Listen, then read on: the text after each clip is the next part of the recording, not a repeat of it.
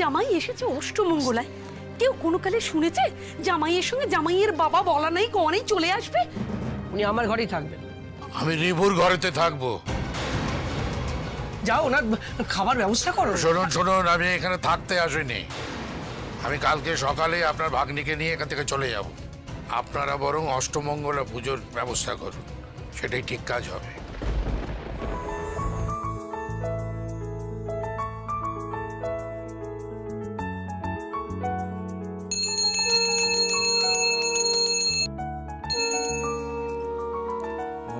ব্রহ্মণ্য দেবায় গো ব্রাহ্মণ হিতায় চ জগদ্ধীতায় শ্রীকৃষ্ণায় গোবিন্দায় নমো নমঃ। নাও, তোমরা দুজনে মিলে এখন ঠাকুরকে ফুল নিবেদন করো।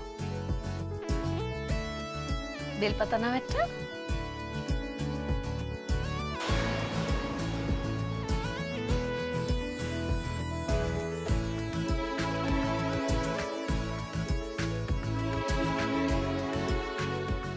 এবার তোমরা দুজনে জোরের গিটটা খুলে নাও। একসাথে খোলো বাবা। হ্যাঁ,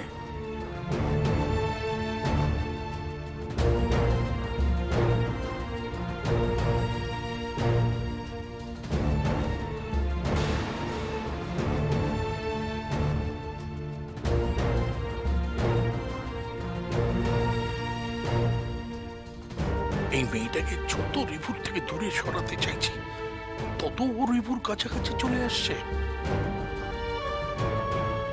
এইভাবে তোমরা সংসারের সব গিট একসঙ্গে খুলে ফেলো।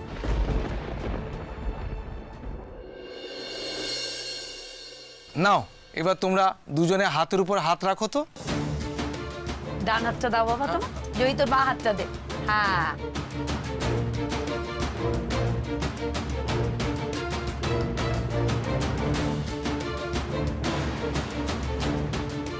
এই জিনিসগুলো যত্ন করে রেখো মা। বিয়ে হলো 7 জন্মের বন্ধন। এই বন্ধন যেন তোমাদের চির অটুট থাকে। ঠাকুর, তুমি দেখো আমি যেন সব দায়িত্ব পালন করতে পারি। ওই মেয়েকে আমি কখনো রিপুর দায়িত্ব নিতে দেব না। আসুন আসুন।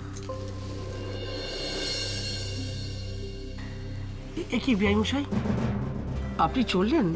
একটু প্রসাদ মুখে দিয়ে যান। না না, কোনো দরকার নেই। বাবা, আপনি আসার পর থেকে কিছু খাননি। মা বলেন বেশিক্ষণ খালি পেটে থাকলে আপনার শরীর খারাপ করবে, আপনি খেয়ে নিন। দেখুন বিআইমশাই, আমরা গরিব মানুষ। আমি জানি আপনাদের সঙ্গে আমার কোনো তুলনা চলে না। অনেক ভাগ্য করেছি যে আমার ভাগ্নিকে আপনি আপনার বাড়ির বউ করেছেন। তাছাড়া আজ প্রথম আপনার পা আমার বাড়িতে পড়ল। আপনাকে সেবা করার এই সুযোগটুকু আমি দয়া করে দিন। শুনুন, আপনাকে তো একবার বলেছি আমি যে আমার খাওয়া দাওয়া নিয়ে আপনার ভাবনার কোনো দরকার। ঠিক আছে, আমি তাহলে আমার জয়ীকে বলি একটু আপনাকে শরবত করে দিই। ওমা, ওনাকে একটু শরবত। কোনো দরকার নেই, ওকে আমার জন্য আর কিছু করতে হবে না। আচ্ছা আচ্ছা, ঠিক আছে ঠিক আছে, আমি করে দিচ্ছি, আমি করে দিচ্ছি।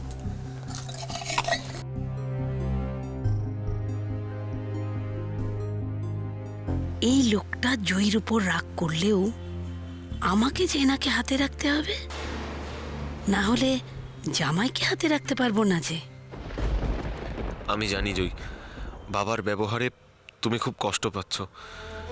বাবা তোমায় ভুল বুঝছে, কিন্তু আমি বাবাকে কি করে বোঝাই? তার ওপর বাবা কালই তোমায় কলকাতায় নিয়ে চলে যাবে। তোমার পাশে আমার থাকাটা খুব দরকার ছিল, কিন্তু কি করে থাকবো?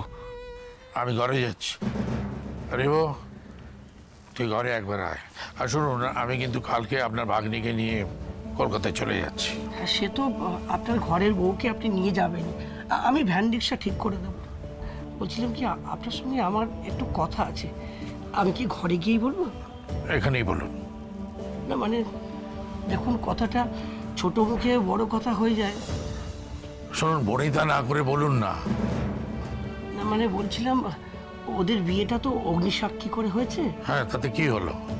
তাই আমাদের গ্রামের হারুদা বলছিলেন আর কি, যে ওই অগ্নিসাক্ষী করে বিয়েটা, এটা বৈধ বিয়ে নয়, রেজিস্ট্রেশন করতে হয়। তা নাহলে সব কাজের নাকি অসুবিধা হয়। আমি বলছিলাম যে জামাই বাবা জীবন আর ওই জয়ীর বিয়েটা তো রেজিস্ট্রেশন হয়নি, সেটা যদি একটু করিয়ে নেওয়া যায় এই আর কি। বৌদিমণি, ও বৌদিমণি, কি জিনিসপত্র আছে তাড়াতাড়ি দিন। ওমা, তুমি আজকে এসেছো কেন? আজকে তো আমরা কিছু বিক্রি করব না। আরেকজন বৌদিমণি তো আসতে বলেছিলেন। সে আবার কি? এই আগের দিনে তো কাগজপত্র ঢেউ ঢাকনা সব বিক্রি করলাম, আজ তো আর বাড়িতে কিছুই নেই। আজ আবার কে কি বিক্রি করবে তোমার কাছে? ওই তো ওই বৌদিমণি বিক্রি করবেন বলে আমাকে ডাকলেন। ওমা, তুমি কি বিক্রি করবে সেজে বৌমা? মা, ঘরটা ভাবছিলাম একটু পরিষ্কার করব, তাই এই সমস্ত হাবিজাবি জিনিসগুলো ভাবছি বিক্রি করে দেবো। ও দেখি কি জিনিস, হ্যাঁ, দেখো তো। দেখো।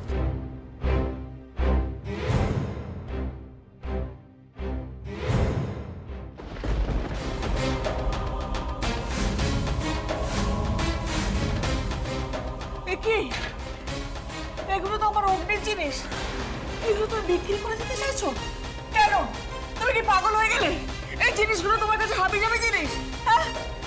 এই যাও তো, চলে যাও।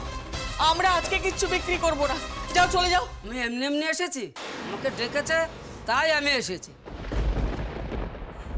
ছি ছি সেজো বৌমা, ছি। এই জিনিসগুলোর মধ্যে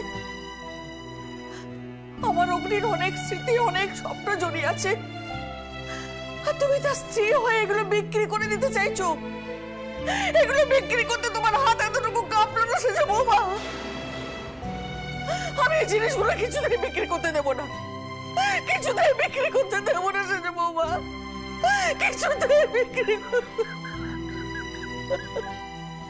কি হয়েছে বড় বৌদি? তুমি কাঁদছো কেন? দেখো না, সেজো বৌমা অগ্নির জিনিসগুলো সব বিক্রি করে দেবে বলছে ঠাকুরপো। সে কি কথা? এগুলো, এই পুরস্কারগুলো অগ্নি ফুটবল খেলে পেয়েছে। না না না, এগুলো বেঁচে দেবার কোনো প্রশ্নই ওঠে না। একটু সেজো বৌমাকে বোঝাও না গো, এগুলো তো আমার অগ্নির প্রাণ, ও তো ফিরে এসে এগুলো খুঁজবে, বলো ঠাকুরপো, খুঁজবে না? না দিদি, দেখো, যে স্বেচ্ছায় চলে যায় সে কি আর কারোর জন্য ফিরে আসবে?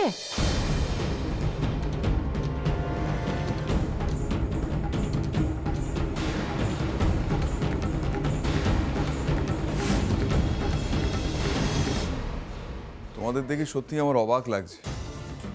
একজন মা তার বুকের মধ্যে এতটুকু আশা নিয়ে বেঁচে আছে, একদিন না একদিন তার ছেলে ফিরে আসবে। তোমরা তার বাঁচার রসদটুকু পর্যন্ত কেড়ে নিতে চাইছো। দিদি, যে ছেলের জন্য এত বছর ধরে এত কষ্ট পাচ্ছে, সেই ছেলে তার মায়ের কষ্টের কথা এতটুকু ভাবে কি? যদি ভাবতো তাহলে এতগুলো বছর এসে একবারও কি এ বাড়িতে ফিরে আসতো না, বলো তো? আমি বলছি ও একদিন ঠিক ফিরে আসবে। তোমাদের সবার কাছে অনুরোধ, ওকে তোমরা এইভাবে পর করে দিও না। মা, তুমি এভাবে কেন বলছো বলো তো? আমরা তো কেউ অগ্নিকে পর করে দিইনি, ওই তো আমাদের পর করে দিয়ে দূরে চলে গেছে। তুমি বলো না, এই এতগুলো বছরে অগ্নি একবারও তোমার আমার কারোর খোঁজ নিয়েছে? সেজো বৌমা, ও কেন চলে গেছে তুমি জানো না?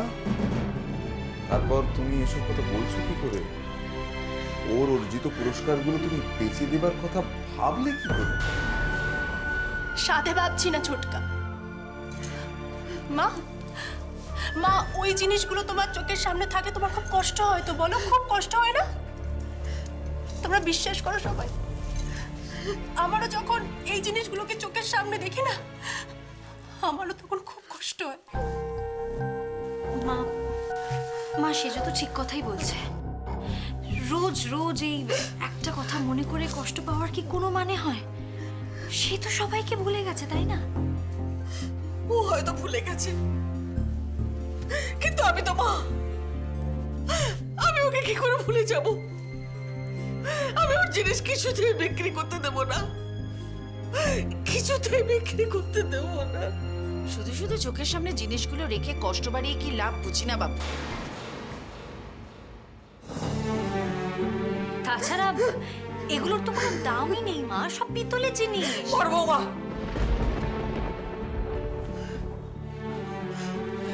জিনিসগুলোর দাম টাকা দিয়ে বিচার করা যাবে না। এতে আমার সন্তানের সম্মান জড়িয়ে আছে। তাই এগুলো আমি কিছুতেই বিক্রি করতে দেবো না, কিছুতেই বিক্রি করতে দেবো না। এগুলো আমি আমার কাছে রেখে দেবো। না, কোনো রেজিস্ট্রি হবে না। আপনার এত বড় সাহস কি করে হলো? আপনারা রেজিস্ট্রি করার কথা বলেন? আপনাদের অনেক ভাগ্য ভালো যে আমরা এই বিয়েটাকে মেনে নিয়েছি। আপনারা সেদিন যা ঘটনা ঘটিয়েছেন, আমরা কিন্তু অনায়াসে পারতাম বিয়েটা দিয়ে আপনাদের মেয়েকে এই বাড়িতে রেখে যেতে, কিন্তু আমরা সেটা করিনি। কারণ রিবু অতিরিক্ত ভালো ছেলে। রিবু কিন্তু তার দায়িত্ব পালন করছে, তার স্ত্রীকে আমাদের বাড়িতে নিয়ে গেছে। আর আপনারা রেজিস্ট্রি করার কথা বলে আমাদের মানসিকতাকে অপমান করছেন। দেখুন বিআই মশাই, আমি আপনাকে অপমান করতে চাইনি, আমি এই কথাটা ওভাবে বলতেও চাইনি। আমি শুধু শুনলাম যে ওটাই নাকি আজকালকার নিয়ম, তাই নিয়ম দেখাচ্ছেন আমাকে। রেজিস্ট্রি করা থাকলে রিভুর ওপর আপনার মেয়ের যে দাবি দেওয়া অধিকার, সেটা ভবিষ্যতে পূর্ণ করতে কোনো অসুবিধা হবে না, তাই তো? আমার দাবি দেওয়া অধিকার ভবিষ্যতে পূর্ণ করতে অসুবিধা হবে মানে? বাবা এসব কি বলছেন? আমি তো কিছুই বুঝতে পারছি না। বিআই মশাই, আপনি একটু বোঝার চেষ্টা করুন। আপনি আমার কথার ভুল মানে করছেন। কিচ্ছু ভুল মানে করছি না। আপনি কি খাসে মুখ দিয়ে চলে? আমার যদি কিছু ভুল হয়ে থাকে তাহলে আমায় দয়া করে ক্ষমা করে দেবেন। দেখুন, আপনারা হলেন দেবতার মতো মানুষ, আপনাদের সন্দেহ করবো সে স্পর্ধা আমাদের কোথায়? এমন দুঃসাহস যেন স্বপ্নেও না আসে। আমি শুধু সবাই বলছিল যে এই রেজিস্ট্রি করার কথা, তাই বলেছিলাম। আমি কোনো উদ্দেশ্য নিয়ে কথাটা বলিনি বিআই মশাই। আর তাছাড়া আমি তো শুনেছি যে ওই রেজিস্ট্রি না করলে নাকি স্বামীর সম্পত্তির উপরে স্ত্রীর কোনো অধিকার থাকে না। এইবার আমি বুঝতে পেরেছি কেন বারবার রেজিস্ট্রি করার কথা বলছে। এতদিন আমি ভাবতাম যে গ্রামের লোকরা সহজ সরল, কিন্তু দেখছি তো আপনারা প্রচন্ড চালাক। আপনাদের মেয়ের গুণের সঙ্গে মানেই যদি ভবিষ্যতে ওকে আমরা বাড়ি থেকে তাড়িয়ে দিই, তখন রেজিস্ট্রি করা থাকলে যাতে সম্পত্তির অধিকার চাইতে কোনো অসুবিধা না হয়, সেই জন্য আপনারা রেজিস্ট্রি করার কথা বলছেন। ছি ছি ছি ছি দিনু, কি পরিবারের মেয়েকে বিয়ে করেছিলি? হ্যাঁ, আমার মনে হয় তোমার কোথাও ভুল হচ্ছে বাবা। আজকাল তো রেজিস্ট্রি করা খুব জরুরি।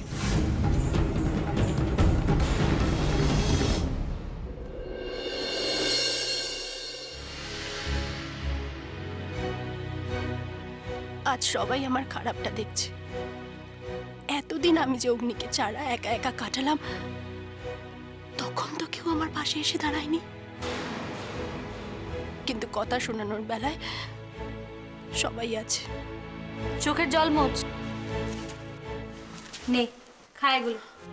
আরে বাবা, চকলেট খেলে মন ভালো হয়, খা। প্লিজ বর্দি ভাই, আমার কিছু ভালো লাগছে না, আমি খাবো না। সেজো, ভালো লাগছে না বললে হবে? আচ্ছা, তুই কি এখনো ওদের কথা রাগ করে বসে থাকবি? যা হয়েছে ভুলে যা না। নে, খেয়ে নে এবার। তুই কিন্তু সারাদিন কিচ্ছু খাসনি আজকে। কেন রাগ করে থাকবো না বর্দি ভাই? এই বাড়িতে কেউ কি আমার কথা ভাবে বলো? এরা কি চায় বর্দি ভাই? আমি সারাটা জীবন একা থেকে চোখে জল ফেলে যাব? মানলাম আমার বর আমাকে ছেড়ে চলে গেছে, কিন্তু তার মানে তো এটা হতে পারে না যে আমার জীবন থেকে শখ আহ্লাদ সবকিছু হারিয়ে গেছে। হ্যাঁ, ঠিকই তো। কৃষ্ণা, কৃষ্ণা, আমি জানতাম তুমি এখানেই থাকবে। হ্যাঁ, আমি একটু সেজোর কাছে এসেছিলাম কথা বলতে। কি ব্যাপার, তুমি এখন অফিস থেকে ফিরে এলে যে? এলাম, সেকেন্ড হাফে ছুটি নিয়ে চলে এলাম। কেমন সারপ্রাইজ দিলাম! কিন্তু তার আগে আমাকে বলো তো, ইরা এরকম মুখ ভার করে আছে কেন? বাড়িতে কোনো অশান্তি হয়েছে নাকি?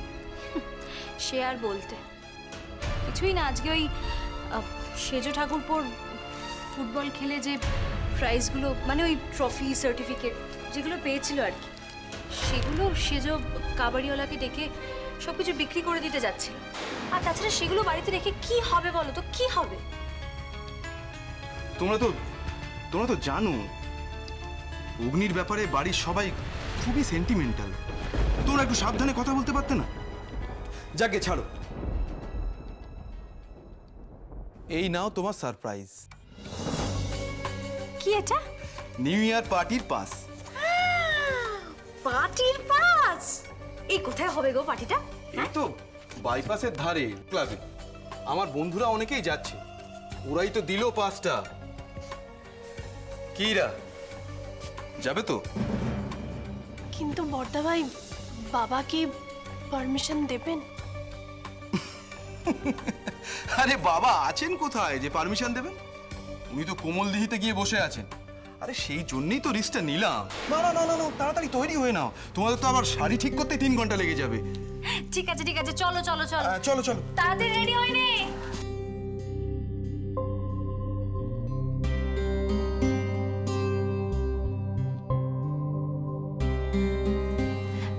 এই সুকুমার, একটা না দারুণ খবর আছে। বর্দা ভাই, বর্দি ভাই, আমি বাইপাসের ধারে একটা ক্লাব আছে না, ওই ক্লাবে পার্টিতে যাচ্ছি। তুমিও চলে আসো না প্লিজ। দেখো, তুমি যদি আসো তাহলে দুটো কাজ একসাথে হবে, মানে আমার সাথে দেখাটাও হবে আর বর্দা ভাইয়ের সঙ্গে কথা বলাও হবে। তার মানে তুমি কিন্তু আসছো। শোনো, একদম লেট করবে না, তাড়াতাড়ি চলে আসবে। ওকে, লাভ ইউ।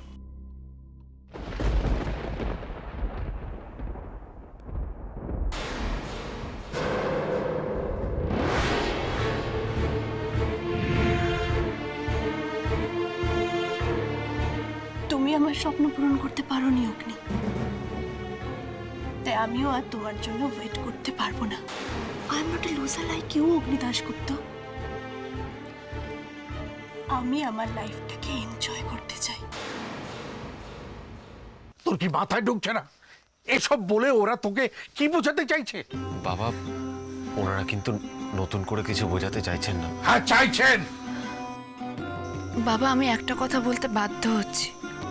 আমার মামা কোনোদিনও কারো কাছে একটা টাকার জন্য হাত পাতেনি। আমাকেও মামা ছোটবেলা থেকে এই শিখিয়ে বড় করেছে।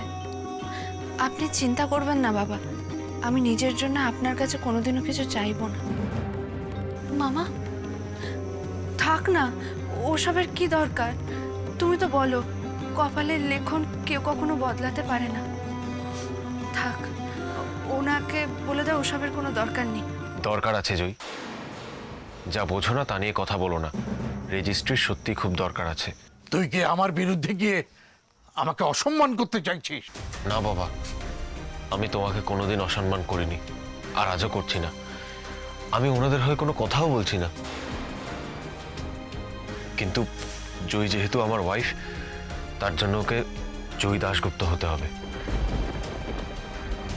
ওর ভোটার আইডি কার্ড বদলানো, আমার অফিসে ওর নাম স্ত্রী হিসাবে নথিভুক্ত করা, এগুলোর খুব প্রয়োজন বাবা। এই সব কিছুর জন্যই বিয়ে রেজিস্ট্রি সার্টিফিকেটটা খুব দরকার। তাই রেজিস্ট্রি সার্টিফিকেটটা এখন বাধ্যতামূলক হয়ে উঠেছে। রেজিস্ট্রি ম্যারেজ করে বিয়েটাকে আইনি স্বীকৃতি দেওয়া খুব দরকার, না হলে অফিসিয়াল কাজগুলো খুব প্রবলেম হবে। আচ্ছা বাবা, তুমি তো নিজে দায়িত্ব নিয়ে দাদার বিয়েটা রেজিস্ট্রি করিয়েছিলে, তুমি তো বলেছিলে রেজিস্ট্রি করাটা খুব দরকার, তাহলে তুমি এখন হঠাৎ কেন আপত্তি করছো বাবা? প্রবলেম হচ্ছে আমার এই কথা ভেবে যে তুই তোর স্ত্রী আর তার পরিবারের কথায় নেচে আমাকে রেজিস্ট্রি ম্যারেজের কথা বলছিস। রিভু, তোর যে এতটা পরিবর্তন হয়েছে আমি ভাবতে পারি। একটা কথা কিন্তু মিলিয়ে নিস, যে সংস্কৃতি, শিক্ষা, রুচি আর মনে মিল যদি না থাকে না, তাহলে শত রেজিস্ট্রি করলে পরেও সে বিয়ে টিকিয়ে রাখা যায়।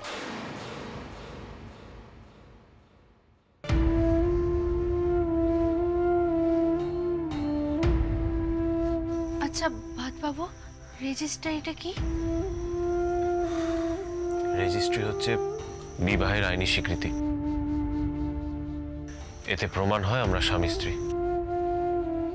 উমা, আমি তো জানতাম অগ্নিসাক্ষী করে মাথায় সিঁদুর পরিয়ে বিয়ে করলে 7 জন্মের জন্য বাধা পড়ে যায়, যেমন আমরা পড়েছি।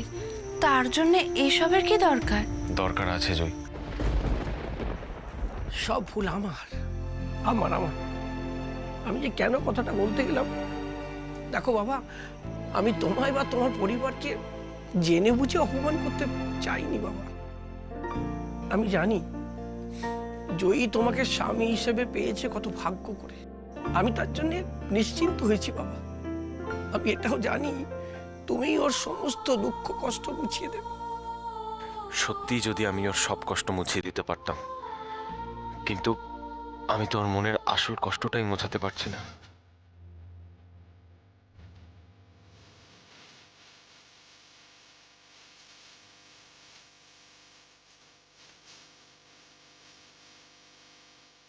বাবলু ঘরে যা, আমি যাই বেয়াই মশাইকে শরবতটা দিয়ে আসি।